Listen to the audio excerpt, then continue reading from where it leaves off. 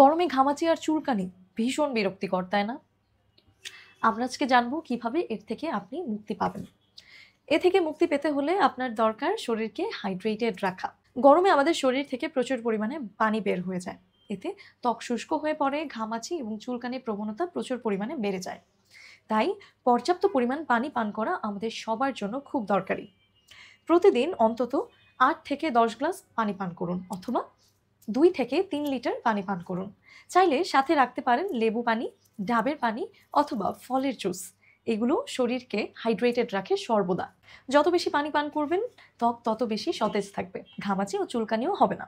এছাড়া শরীরে টক্সিনও বের হয়ে যায়, ত্বক থাকে ঝলমলে। তবে খুব ঠান্ডা পানি নয়, স্বাভাবিক তাপমাত্রার পানি পান করুন।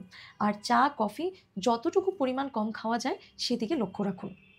গরমে ঘামাচি ও চুলকানি থেকে মুক্তি পেতে নিয়মিত পানি পান করুন, শরীরকে রাখুন হাইড্রেটেড এবং আপনিও থাকুন শান্তিতে।